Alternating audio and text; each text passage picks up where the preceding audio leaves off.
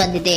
ನಿಮ್ಮ love life ನ ವಿಚಾರವಾಗಿ ಬಹಳ ಕೇರಿಂಗ್ ಅನ್ನ ಮಾಡ್ತಾ ಇರುವಂತಹದ್ದು, ಅದ್ರ ಬಗ್ಗೆನೇ ನೀವು ಯೋಚನೆಯನ್ನ ಮಾಡ್ತಾ ಇರುವಂತಹದ್ದು, ಒಂದು ಸ್ಟೇಬಲ್ ರಿಲೇಶನ್ಶಿಪ್ ಅನ್ನ ಉಳಿಸ್ಕೋಬೇಕು ಅನ್ನುವಂತಹ ಆಲೋಚನೆಯನ್ನ ಮಾಡ್ತಾ ಇರುವಂತಹದ್ದು ರೆಪ್ರೆಸೆಂಟ್ ಆಗ್ತಾ ಇದೆ. ಪಾಸಿಟಿವ್ ಬಗ್ಗೆ ಹೇಳೋದಾದ್ರೆ ಎಲ್ಲವೂ ಚೆನ್ನಾಗಿಯೇ ಇತ್ತು. ಫುಲ್ ಕಾರ್ಡ್ ರೆಪ್ರೆಸೆಂಟ್ ಆಗ್ತಾ ಇದೆ ಅಂದ್ರೆ ಜಾಯ್ಫುಲ್ ಆಗಿತ್ತು, ಚೆನ್ನಾಗೇ ಮಾತಾಡ್ತಾ ಇದ್ರಿ, ಖುಷಿಯಾಗಿದ್ರಿ, ಖುಷಿಯಾಗಿ ಓಡಾಡೋದು ಎಲ್ಲವನ್ನ ಕೂಡ ನೀವು ಮಾಡಿರುವಂತಹದ್ದು ರೆಪ್ರೆಸೆಂಟ್ ಆಗ್ತಾ ಇದೆ.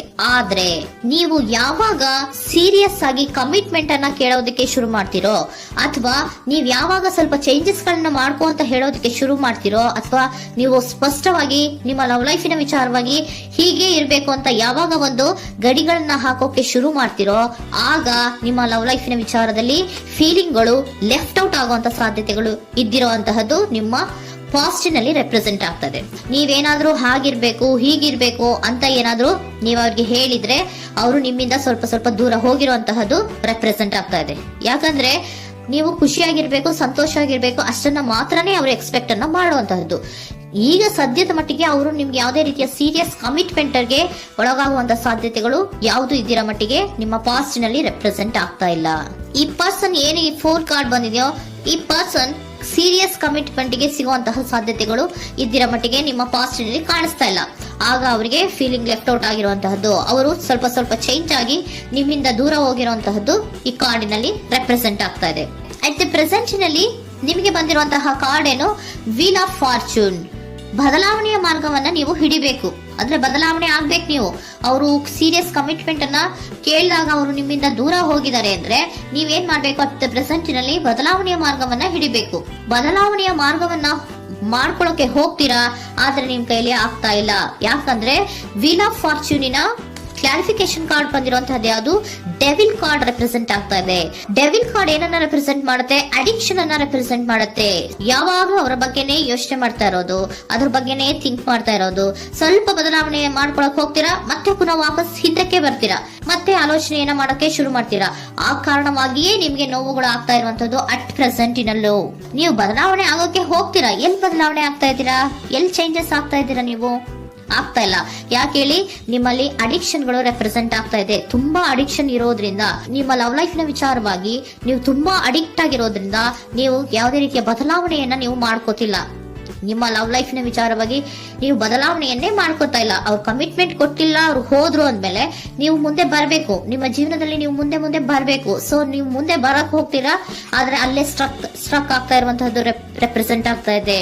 ನೀವ್ ಯಾವಾಗ ಅಡಿಕ್ಷನ್ ಗಳನ್ನ ಜಾಸ್ತಿ ಮಾಡ್ಕೋತಿರೋ ಅಬ್ಸೆಷನ್ ಆಗತ್ತೆ. ಯಾವಾಗ ನಿಮ್ಮಲ್ಲಿ ಅಬ್ಸೆಷನ್ ಗಳಾಗಕ್ಕೆ ಶುರು ಆಗುತ್ತೋ ಆಗ ನಿಮ್ಮ ನೋವುಗಳು ಜಾಸ್ತಿ ಆಗುತ್ತೆ.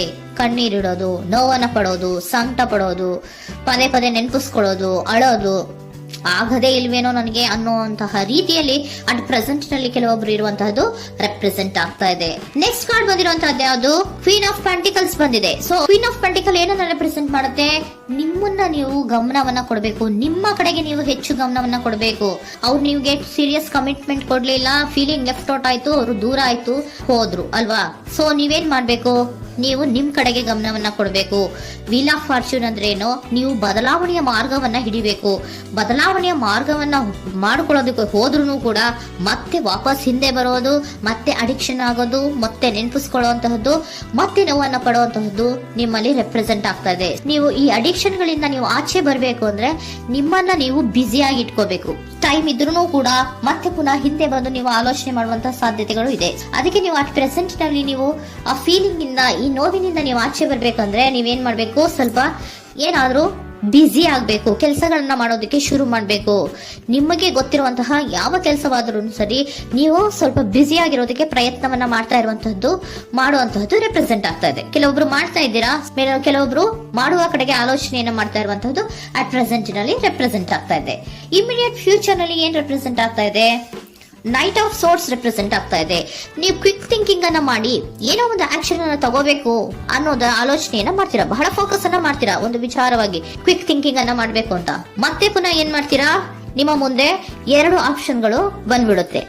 ಯಾವ್ದು ಮಾಡ್ಲಿ, ಹೇಗ್ ಮಾಡ್ಲಿ, ಏನ್ ನನ್ನ ಕೈಲಿ ಆಗ್ತಾ ಇಲ್ವಲ್ಲ ಮರೆಯೋದಕ್ಕೆ, ಮುಂದೆ ಹೋಗೋಣ ಅಂತೀನಿ, ಮತ್ತೆ ಏನಿದು ಕನ್ಫ್ಯೂಷನ್ ಅಂತ ಮತ್ತೆ ಕನ್ಫ್ಯೂಷನ್ ಅಲ್ಲಿ ಇರುವಂತಹದ್ದು ಇಮಿಡಿಯೇಟ್ ಫ್ಯೂಚರ್ ನಲ್ಲಿ ರೆಪ್ರೆಸೆಂಟ್ ಆಗ್ತಾ ಇದೆ. ನೀವೇನ್ ಮಾಡ್ಬೇಕು, ಈ 2 ಆಯ್ಕೆಗಳಲ್ಲಿ ನಿಮಗೆ ಯಾವ ಆಯ್ಕೆ ಬೇಕು ಅನ್ನೋದನ್ನ ಫಸ್ಟ್ ಆಲೋಚನೆಯನ್ನ ಮಾಡಿ ನಂತರ ನಿರ್ಧಾರವನ್ನ ಮಾಡಬೇಕಾಗತ್ತೆ.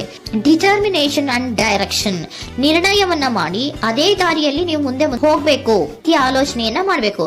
ಆ ರೀತಿಯ ಆಲೋಚನೆಯನ್ನ ಮಾಡಿದ್ರೆ ಇನ್ ನಿಯರ್ ಫ್ಯೂಚರಿನಲ್ಲಿ ನೀವು ಆ ರೀತಿ ಆಲೋಚನೆಯನ್ನ ಮಾಡಿದ್ರೆ ನಿಮ್ಮಲ್ಲಿ ಒಂದು ಪಾಸಿಟಿವ್ ಚೇಂಜಸ್ ಗಳಾಗತ್ತೆ. ಸ್ಟಾರ್ ರೆಪ್ರೆಸೆಂಟ್ ಆಗ್ತಾ ಇದೆ, ಕೆಲವೊಂದು ರೀತಿಯ ಪಾಸಿಟಿವ್ ಚೇಂಜಸ್ ಗಳು ಆಗತ್ತೆ. ನಿಮ್ಗೆ ಏಂಜಲ್ ಗೈಡೆನ್ಸ್ ಏನ್ ಕೊಡ್ತಾರೆ ಅನ್ನೋದನ್ನ ನೋಡೋಣ. ನಾಟ್ ದ ರೈಟ್ ಟೈಮ್, ಇದು ಕರೆಕ್ಟ್ ಆಗಿರುವಂತಹ ಟೈಮ್ ಅಲ್ಲ. The situation will improve, situation ಅನ್ನೋದು ಇಂಪ್ರೂವ್ ಆಗುತ್ತೆ ಯಾವಾಗ, ಇಫ್ ಯು ಬಿಲೀವ್, ನೀವು ನಂಬಿಕೆ ಇಟ್ಟಾಗ ಮಾತ್ರ ಸಿಚುಯೇಷನ್ ಅನ್ನೋದು ಇಂಪ್ರೂವ್ ಆಗುವಂತಹದ್ದು. ಏನೀಗ ಬೇಜಾರಿನಿಂದ ಇದ್ದೀರಲ್ಲ, ಈ ನೋವು ಯಾವಾಗಲೂ ಶಾಶ್ವತವಾಗಿ ಇರುವಂತಹದ್ದು ಅಲ್ಲ. ನಾಟ್ ದ ರೈಟ್ ಟೈಮ್, ಇದು ಕರೆಕ್ಟ್ ಆಗಿರುವಂತಹ ಸಮಯ ಅಲ್ಲ, ಸ್ವಲ್ಪ ವೇಟ್ ಮಾಡು, ನೀವು ಚೇಂಜಸ್ ಮಾಡ್ಕೊಳ್ಳೋ ಕಡೆಗೆ ಹೆಚ್ಚು ಗಮನವನ್ನ ಕೊಡು, ಅಲ್ಲಿ ಚೇಂಜಸ್ ಆಗತ್ತೆ ಅನ್ನೋದನ್ನ ಏಂಜಲ್ ಗೈಡೆನ್ಸ್ ನಿಮ್ಗೆ ಕೊಡ್ತಾ ಇದ್ದಾರೆ. Surrender your full power, your life is a calling for you to step into your full power rather than playing it small. ನೀವು ಧೈರ್ಯವಾಗಿ ಒಂದು ಹೆಜ್ಜೆಯನ್ನ ಮುಂದಕ್ಕೆ ಇಡಬೇಕು. ಸೊ ಮುಂದೆ ಹೋಗುವಂತಹ ಆಲೋಚನೆಯನ್ನ ಮಾಡಬೇಕು. ಪವರ್ ಇಂದ, ನಿಮ್ಮಲ್ಲಿರುವಂತಹ ಪವರ್ ಅನ್ನ ಯೂಸ್ ಮಾಡ್ಕೊಳ್ಳಿ. ಯಾಕೆ ನನ್ನಲ್ಲಿ ಏನಿಲ್ಲ, ನನ್ನ ಕೈಲಿ ಏನೂ ಆಗಲ್ಲ ಅಂತ ಯಾಕೆ ಕೂತಿದ್ದೀರಾ? ನೀವು ಏನ್ ಮಾಡ್ಬೇಕು, ಬಹಳ ಧೈರ್ಯದಿಂದ ಮುಂದಕ್ಕೆ ಹೋಗಿ ಅನ್ನೋದನ್ನ ನಿಮ್ಗೆ ಸರೆಂಡರ್ ಕಾರ್ಡ್ಗಳು ಕೂಡ ಹೇಳ್ತಾ ಇದ್ದಾರೆ.